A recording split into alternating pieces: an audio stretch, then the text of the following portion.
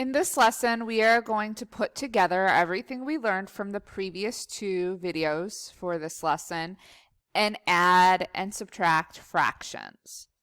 So let's remind ourselves one more time how to add fractions. So when we're adding fractions in video 1, I demonstrated visually why we need a common denominator. So this means we need to find a number that 10 and 15 can both divide into. So that would be 30. So that is how we know to change the denominators of the fractions to 30. So we're going to take 10 and multiply by 3. So we're like tripling the value to now 30. Instead of 10 in the denominator, now it's 30.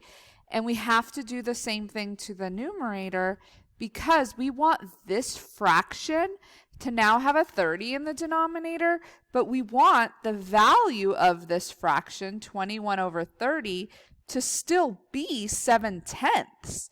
So if you don't multiply the numerator by something, then it won't be equivalent. So same thing over here. 15 times 2 would get us the 30 so that they're both the same, but then we have to also do it to the top because we want 2 over 30, 2/30ths, to still be 1/15. So both of these fractions did not change the problem, but now the problem is 21/30ths plus 2/30ths. And once the denominator is the same, just like we showed in video 1, the denominator stays the same. And then we add 21 plus 2 is 23. Then we have to see if the fraction can be simplified, if anything can be divided from the numerator and denominator. In this case, no, so that is our final answer. So this is the exact process we have to do with the ones that even have variables. So let's go ahead and begin here. So we want to find a common denominator here. So we're going to take the 3 and the number here, if there is not one, it's a 1. So we have to find a number that 3 and 1 can both multiply to, or you could think of it as go into. So 3 and 1, there's lots of numbers. There's an infinite amount of numbers. But the smallest one that 3 and 1 go into is 3. And then we take the higher exponent, so x squared and y to the 4th. So that is our common denominator. So we're going to take each of these fractions and make this the denominator. So instead of the denominator being this, we want to make it this. So what would I need to multiply to 3 to get to 3? Nothing. What do I need to multiply x squared to get to x squared? Nothing. But what do I need to multiply to this y cubed to get y to the 4th? It'd be y. So that's how I know what to multiply up here. So it's just like we did here. We're multiplying the top and the bottom by whatever we need to multiply to get to this. So 7 times y would be 7y. So now the fraction is this. Then over here, what do I have to multiply to 1 to get 3? I would need to multiply by 3. And then what do I have to multiply x by to get x squared? I need another x. And what do I need to multiply y 4th to keep it y 4th? Nothing. So that's how I know I have to multiply the top by 3x. So 4 times 3x would be 12x. So now the two fractions, so now the problem looks like this. And we can now add them because they have a common denominator. So we keep the denominator the same. And then we add these, and they're not like terms. So I'm going to put the 12x first because x comes before y in the alphabet, and then the 7y second. And then that's it. We cannot do anything else because this can't be factored. Nothing goes into 12 and 7. We can't use any of those methods we learned from the last chapter to factor this, so nothing gets crossed out. You cannot divide this 12 by 3 because this is stuck together. It has this plus sign. You can't divide this into this 12 without doing the 7, so you just leave it like it is. Okay, so let's go ahead and try another problem here. So first thing we need to do is we need to factor this. So 4 goes into both of these. So we'd have 4 times x is 4x, and 4 times 2 is 8. So then I'm going to cross this out so I don't look at it anymore. So then we have the 4 and the 3x. Those don't have pluses with it, so they go together. So we have to find a number that 4 can go into and 3 can go into. And so they both go into 12. So 12. And then we need the x, and we need the x plus 2. So that would be what we're changing the denominators to. This is the common denominator. So what do I need to multiply 4 by to get 12? So that would be 3. And then I also need an x. So 4 times 3x would get me the 12x. And then it already has the x plus 2. So I need to multiply the top by 3x. So 1 times 3x is 3x. So now this becomes the fraction. So notice if I cross these out, because they match, and 3 over 12 is 1/4. I don't want to do that, because if I do that, it defeated the purpose. I want to make the denominators the same. So 3x times 4 would make 12x, and then I need the x plus 2. So that's how I know what to multiply to the numerator. So then here, I could do the 2 at a time. So this is 2 times 4 times. So I have to do 2 at a time. So I'm going to go ahead and do 2 times 4 is 8. And then distribute here. And that's what goes on top of here. 8x plus 16. So now both the fractions have the same denominators. So now we add them. I'm going to rewrite it so it's very clear what I'm doing here. So now that we've rewritten the fractions to have a common denominator, the next step is to go straight across. So we're going to add these. Well, these are like terms here. So 3x plus 8x is 11x plus 16 all over the common denominator. Then we need to factor and see if anything can get crossed out. Well, this can't be factored. Nothing goes into 11 and 16, so this is not factorable. So then this would be our final answer. Okay, so let's go ahead and do a complete problem with no assistance. So it says to add these fractions, you immediately should recognize that they don't match. We need to find a common denominator. So go ahead and pause the video and go ahead and see if you can find the common denominator and then push play. All right, so we need to factor this. So this is y times y, and this is 2 times 2. So this is a difference of 2 squares. Y plus 2 times y minus 2. And then I'm going to cross this out so that doesn't distract me. And then here, the GCF is 4. So I'd have 4 times y, and then 4 times negative 2. And then I can't factor this any further. I'm going to cross this out so I don't get distracted. And then they both have a y minus 2 in common. So I need the y minus 2. They don't have a y plus 2 in common, so I need the y plus 2. And then they don't have a 4 in common, so I need the 4. So then what I'm going to do now is I'm going to take the fractions, and instead of this, I want this as my denominator.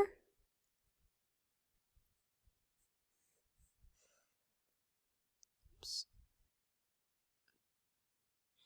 So instead of this problem here, I now want this in the denominator here. So what I need to do is look at this denominator here and ask myself, what do I have to multiply to this fraction so that I get this? So here's what's underneath this fraction here, because I got rid of this and factored it. And what I need to multiply this to make this common denominator is 4. And that's how I know what to multiply to the top. So I'm going to multiply the y plus 9 by 4. So I'm just going to write that down here so that everyone can see that I'm multiplying the top and the bottom by 4 so that it becomes that common denominator. Now over here, I already have the 4. I already have the y minus 2, but I don't have the y plus 2. So that's how I know I'm going to multiply the top and the bottom by y plus 2. So I need to take the 1 and multiply it by y plus 2. But again, distributing a 1 doesn't even do anything. So now I'm going to go ahead and simplify this. So I'm going to distribute here. Distribute here. And then they have the common denominators.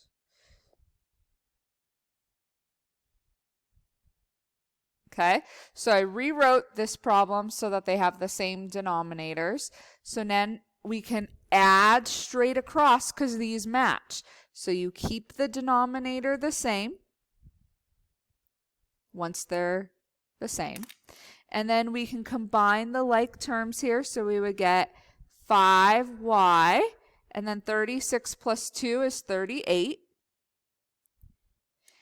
And then before we circle it or square it and say we're done, we have to see if this can be factored. If anything can go into 5 and 38. Nope. So then this would be our final answer. Okay, so our next example here, I would pause.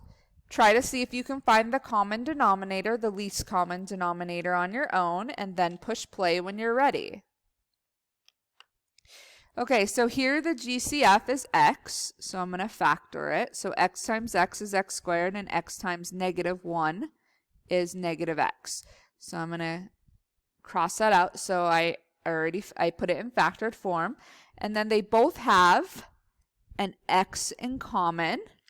So I need the x. And then they don't have the x minus 1 in common. So now I'm going to rewrite this problem to have this as the denominator. So I don't want this, I want this. So then I go to the first fraction and I ask myself, well, what do I have to multiply this by to make this? Well, it already has the x. I need the x minus 1. And that's what we multiply to the top and the bottom. So I need to take 1 and multiply it to x minus 1. Now over here, it already is the same. It has the x minus 1, so I just need to bring down the 1. Then I'm going to distribute here, so that would be x minus 1. And now that the fractions have a common denominator, now we can go straight across. So I can combine the like terms. So negative 1 plus 1, that makes 0. And then I would have an x on the top, and then I'd have x times x minus 1 in the denominator. Now before we box it and say we're done, we have to see if anything can divide out. And they both have the x's. So it becomes, remember when there's something on the top that matches the denominator, they become 1. So we get 1 over x minus 1 as our final answer.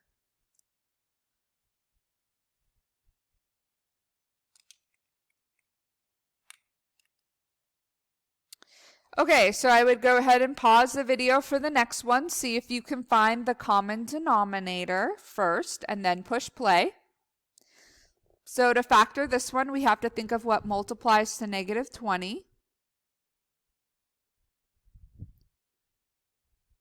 And it has to add to 1. So since it has to add to a positive, we know the bigger number's positive, smaller one's negative. And negative 4 and 5 add a 1. So this is going to factor to x minus 4 and x plus 5.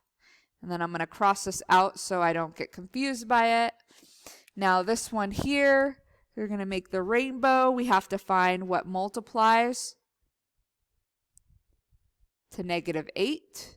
And it has to add to negative 7. So on scrap paper, I'm going to figure this out, or on the side. And since it has to add to a negative, I know the bigger number is negative. So this one's positive, and this would work. So then if you're using the method I taught you, which is different than a lot of instructors, you take the 2x, put it here and here, and then you take your 1 and you take your negative 8, and then see if anything divides them. So nothing goes into 2 and 1 other than 1. But 2 can go into both of these, and we would get x minus 4 here. So I'm going to cross this out and replace it with 2x, its factored form, 2x plus 1 and x minus 4. Okay, so now to find the common denominator, I have to see what they have in common. So they both have an x minus 4 in common, so we need that. So for the LCD, I'm going to rewrite it because I ran out of room here. I need the x minus 4, and then we need the 2x plus 1, and the x plus 5. So this whole thing is what we need to make as the denominator. So I'm going to copy that down, and it doesn't matter the order of these at all.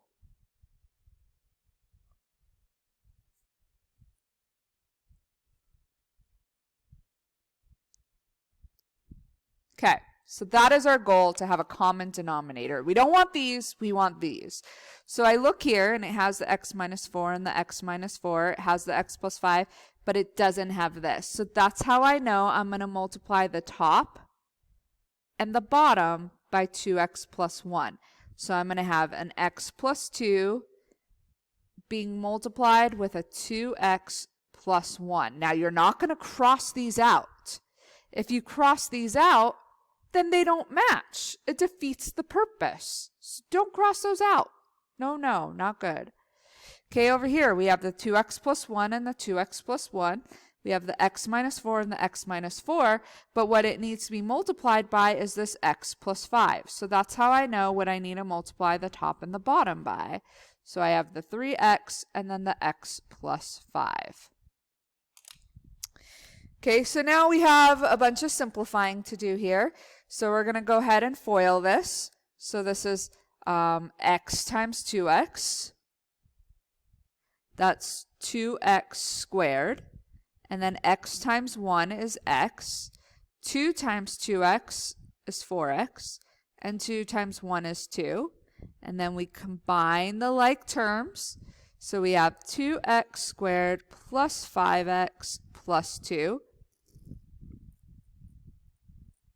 Bring down my common denominator. Okay, now this one we would distribute the 3x, but remember when you're dealing with negative and positives, you got to look in front. So instead of putting the negative here, I'm going to move the negative right here. So I'm going to ignore this. I could put a plus if I want, but I'm scooching that negative here, so that way I only have one step. I could distribute this negative that was right here. I can move it with the 3x, so that way it gets taken care of right now all in one step. So I'm going to make the negative a plus and move the negative with the 3x. So I'll put a plus here because I took care of the negative and I moved it up with this 3x right here. So now I'm going to distribute negative 3x times x is negative 3x squared. And then negative 3x times 5 is negative 15x.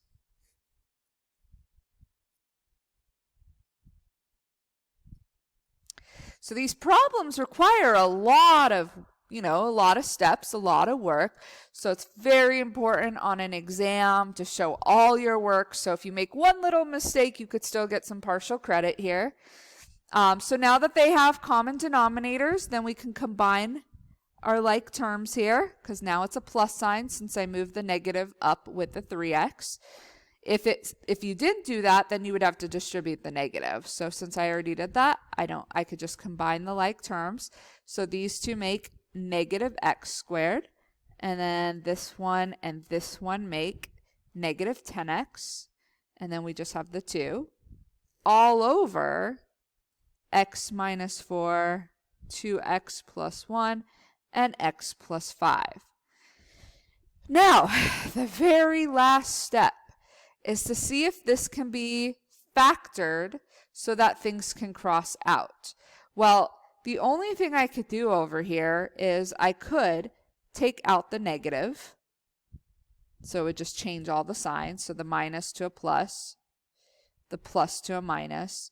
And then if I try to factor this problem, it can't be factored because nothing will multiply to negative 2 and add to 10. So this can't be factored any further. So nothing gets crossed out. So that's why you could have this be your answer or this be your answer. But nothing can get simplified, so that's why either one is okay. Okay, so let's try one more problem. I would go ahead and pause the video, see if you can find your least common denominator, then push play to check. So our common denominator, we have to have this factored. This is a difference of two squares. So we'd have x plus 6 and x minus 6 here. So I'm going to cross this out so I don't get confused. Here the GCF is x. So I'd have x times x is x squared. And x times 6 is 6x. And then to find our, let me cross this out so I don't look at it anymore. They have both an x plus 6 in common, so we need that. Don't have an x, so we need that, and don't have an x minus 6. So this is our common denominator. That means I'm going to rewrite this problem. Instead of having this at the bottom, I want them both to have the common denominator. So it has the x plus 6, it has the x minus 6, but what this didn't have was this x. So I need to multiply the top and the bottom by x. So that's how I know to put 2x there. Now over here it has the x plus 6, but it doesn't have the x minus 6. So that's how I know what to multiply the top by. I don't want to cross this out because if I do, they won't match. So I want to leave them like that. So there's nothing I can do here. So it stays. I have to distribute this 1 through, but because of this minus, I'm going to make it a plus and move the minus so it gets distributed all in one step. So this is negative 1 times x, which is negative x, or negative 1x. And then negative times the negative is a positive 6. And then I can now combine the two fractions because they have a common denominator. And now I can go straight across and figure out what that equals. So I can combine the like terms. So that would be x and then plus 6.